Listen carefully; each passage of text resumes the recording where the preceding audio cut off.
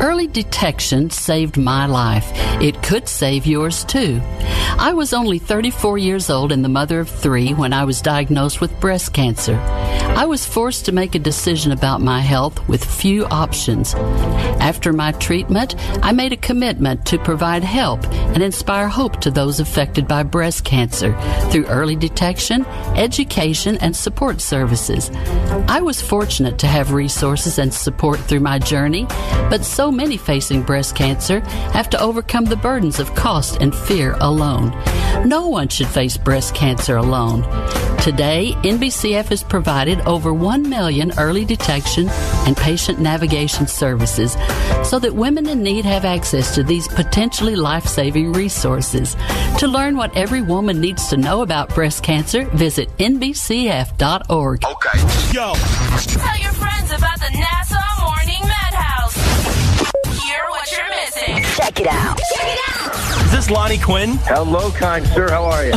I just need to go find my gallon of espresso that I keep somewhere around the house. We kind of went a little overboard in our thought of how Lonnie gets through his broadcast. I'm not a coffee drinker. Maybe I'll tell my chew on batteries or something. I have no idea. What size battery would you run on then? It's all about sucking the alkaline out of them.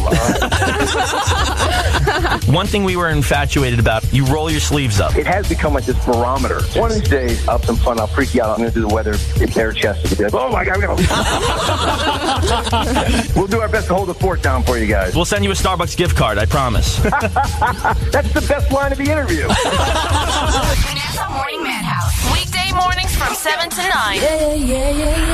On the voice of Nassau Community College. 90.3 WHPC. Tweens have mastered the art of tuning out. Jen, there's a spider in the car. We're turning your room into a home gym. See? Nothing. But some messages need to get through. Like making sure they're buckled up. The whole ride, every time. Do whatever it takes to make your child listen. Jen, I friended your boyfriend. Wait, what? Buckle up, sweetie. Never give up until they buckle up. Learn more at safercar.gov/kidsbuckleup. A message from the National Highway Traffic Safety Administration and the Ad Council. Jacob Volk. Oh, where's Zach when I need him? Jacob Volk. Come on, Zach. This was your idea. Yep, there we go, buddy. I'm blaming you for this. Zach told me to make a Jacob Volk liner with Phenomena. I couldn't find a good Muppets version, so I did the studio version by Piero Umiliani. I am sure I butchered that name. Zach, do you think it came out good, buddy? Come on, get on mic. Went really Just well. okay? To be better, it should have been the Muppet one. I tried. I honestly tried, but I couldn't find one. Yes. All right, Zach, go back to writing news. All right. Oh, Zach, by the way, I didn't write sports news yet. Don't admit that. I don't like you. I don't like you. We don't like him either. Don't worry. I'll do it when I get out. Okay, good. You're listening to Beyond the That's Game. my boss right there. On the voice of Nassau Community College, 90.3 WHPC. I'm Jacob Volk. Sitting across from me, Dominic Arbolino, Eric Fischetti, the True Hockey Maven, to hell with that other guy, can't say that enough, Eleanor Ciampi, and Nick Ohrnberger. Number to call if you have something on your mind is 516-572-7440. And speaking of the phones, we do have a caller on the line. It's Tara from Oceanside. Tara, how are you? Hi, how'd you know it was me? Just a lucky guess. Yes, I wanted to talk Olympics. Yep, sounds good. And I know, without going into a whole thing about how America's got 8 medals and how Nathan Chen and Michaela Schifrin are garbage, yeah. Well, Michaela Schifrin did get a gold in the giant slalom, but then she blew the Super G. So. Yeah, that's what I'm upset about. I know, but she got one. It's one more than Nathan Chen has. And it's one more than I have, too. Believe me, that's 100 more than I have. You know, Shaun White got his gold in the snowboard half pipe. But, you know, what I wanted to talk about was the fact that the Olympics is underrepresented, you know, on TV. It's gotten a very, very poor viewership this particular go-round. And representing our country and the sport that they love, it's not really a way for these athletes to get rich. I think part of it is that the time difference is just so extreme that the big events are on late at night. I know. I was trying to watch the figure skating last night, and it was on at 1 o'clock in the morning. Yeah, who's going to stay up for that? Right, exactly. So you kind of lose some of the luster with it. But, most of the Olympians don't really bring home, if they bring home a medal, if they do or if they don't bring home a big paycheck. They need endorsements, they need prize money. They don't make what a lot of the professional athletes make. So that's why I'm always for rooting for the U.S. Olympic teams and the sports and all of that, because that's their prize money. Their prize money is us rooting for them. No, that's a fair point. Obviously you would like to see them get compensated a little bit. But you know what? They're doing what they love, and it's honestly great. I've had a lot of fun with these Olympics. I have. Yeah, I have too. Some of them haven't even broken even as far as money. They live in their coaches' basements and just eat apples. Well, Tanya Harding never made it big, and she was very successful for a period of time.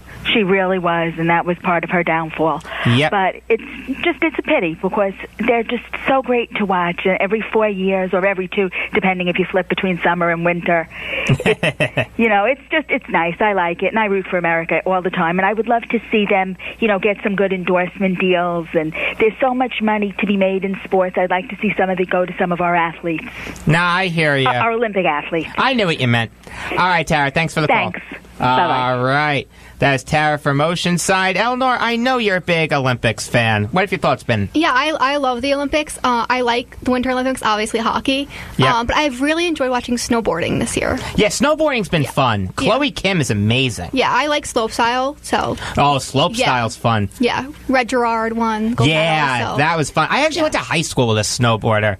He actually said that he was going to make it in Pyeongchang, but he didn't, so in your face. I never really liked him that much. Oof. I just wasn't a good guy. He didn't understand the fact that I was much bigger than him. Let's put it that way. Nick, I know you're an Olympics fan. Curling, specifically. Curling's your sport. I hate to be the judgmental guy of the group, but I just haven't been that into it, but curling, for some reason, this sport is mesmerizing. It is. It's like, I don't understand it completely. I don't think I ever will. No one does. But, and have you seen this guy? This Mario guy? Yeah, he's this fun. Is great. Matt Hamilton, yeah. Oh my God, it's the best thing ever. He looks like Andy Reid in Super Mario's Love Child. He honestly does. Yeah, I mean, it's his love child. You never said I couldn't say that, Sean. He looks like Kevin James with a creepy mustache. Wow. Like Paul Blart, Kevin James? Yeah, like that one. Okay. That is graphic. We're having too much fun here. Gee whiz. We are. So I guess that's the Olympics. Let's get to an Olympic sport, specifically hockey. The Kings traded the former Ranger Marian Gaborik and Nick Shore to the Senators for Dion Phaneuf and the former Islander Nate Thompson. This year for Los Angeles, Gaborik had 14 points in 30 games, and Shore had 15 points in 49 games. And this year for Ottawa, Phaneuf had 16 points in 53 games, and Thompson had 11 points in 43 games. Eleanor, who do you think won the trade? To me, I think it's pretty even, honestly. I hear you. I do. I think that they both get solid players. Dion Phaneuf is one of those players that you love to hate. I think that he's a solid defenseman. He's not great, but I like him. I like the way he plays.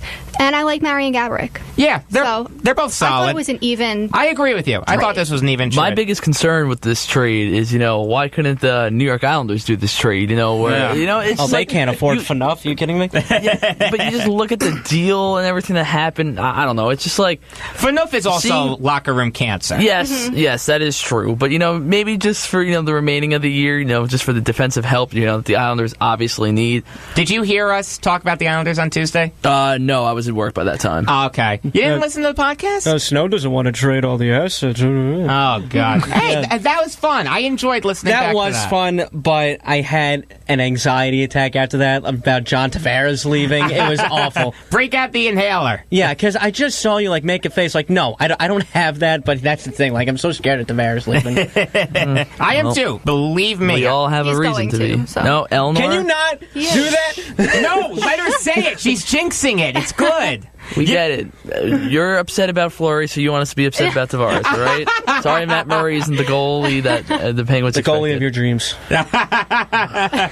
He might go to the Blue Jays. Oh my gosh, the Maple Leafs, the Blues. That's what I was thinking of. I can see that. Or the Rangers. I can see that. If Tavares goes anywhere, it's going to be to the Maple Leafs. I think it's But they'd have to pay Austin Matthews too, though. I don't see that. And Marner, Nylander. I don't know how Tavares Make would a fit on trade at the Maple deadline. Leafs. Get Mitch Marner. I'm okay with that. I'd rather have Jake Gardner or Morgan Riley get a defenseman. All right, that's fair. Fair. So the Canucks signed Jim Benning to a 3-year extension in his tenure in Vancouver. They're 131, 139, and 33. Eleanor, what do you think of him being extended? I think it was the right decision. I think that he's good. He drafted Brock Boeser.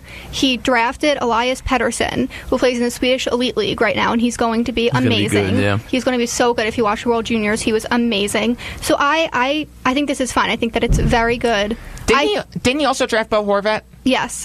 And Jake Virtanen, too. Yeah. And I think that the Canucks are on the right path. Canucks have a solid young core. Nick, did you want to say something? No, I was going to agree with it, but I can't shake the feeling that the move is one of those things where it's like, yeah, we're extending you 3 years because we didn't want you to be a lame duck coach, but this needs to get done. GM, excuse me. But this needs to get done and done soon. I hear you. That's a fair concern.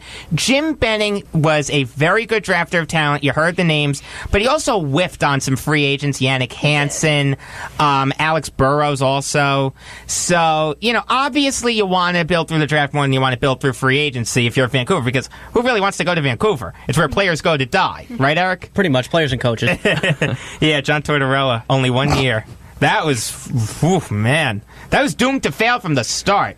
Holy mo! Nick, you're going to be the death of me. Why? Let me tell you. Why? Just the face you're making right now. I just love looking at you. Oh, my goodness. That's the thing. If only I heard some other people say that. I'm pretty sure the first one. No. Yeah, I was going to say, you're definitely the first person to say that. Nick, you're my new favorite person. Aw. The Maple Leafs traded Nikita Soshnikov to the Blues for their 4th-round pick next year. This year, he's been hampered by injuries and has only played in 3 games. But Eleanor, who do you think won the trade? Getting a pick is always good, so I guess the Maple Leafs. But it's a weird trade to me. It is weird. He's going to the AHL. Shoshnikov, I thought they were going to bring him up when his conditioning assignment was over. Yeah, but as of right now, he's going to the AHL. They're going to bring him up. I don't know who they're going to send down. Because he has to get a visa. That's right. What it is? He's got to get a visa? Issue. Yeah. Oh, wow. So he's a good player when he's healthy. He's just been hurt. That's been the issue. So I think it'll be interesting to see when he's healthy how he does. And a 4th-round pick, you can't afford to give those away lightly. I think this was an even trade. If Soshnikov is healthy, he's a good player. He's worth the 4th-round pick. But, until he's healthy and he gets his visa issues resolved, it's going to be tough. It's really, really going to be tough. According to Aaron Portzline of The Athletic, Boone Jenner is a possible option to be traded.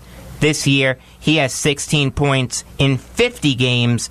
Eleanor, do you think that the Blue Jackets should trade him? And what do you think they can get for him?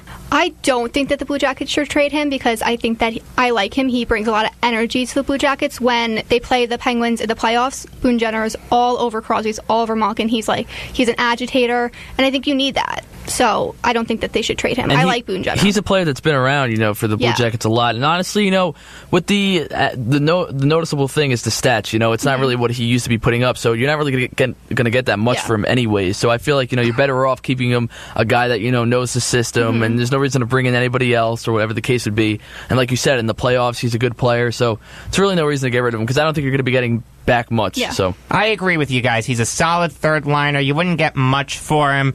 Maybe a 4th or a 5th round pick. I would keep him around if I was the Blue Jackets. And this actually just broke. According to Frank Saravalli of TSN, Luke Glendening is generating trade interest. This year, he has 14 points in 44 games. Eleanor, do you think that the Red Wings should trade him? What do you think they can get for him? I would trade him. I like him a lot. I watched him when he was playing when he was younger, and I like him. I think that he's a good player. I don't think that he fits in with the Red Wings. No, he really doesn't. And I don't know how much you could get for him, honestly. You wouldn't get much. Probably the same thing for Jenner. 4th or 5th round pick. You know, it's going to be interesting to see what Detroit does because they've got some names that might go. Mike Green, Jimmy Howard. He's going to be the hottest commodity. Yeah, Mike Green's going to be a very hot commodity. Yeah. And Jimmy Howard, too. And Peter Mrazek, too. Yeah, but I could see the Red Wings giving up Howard a lot more than Mrazek. Really, I think it's the Wings like Mrazek. See, thank you. That's what I'm saying. I feel like the more of the hotter attraction would be Mrazek, to be honest.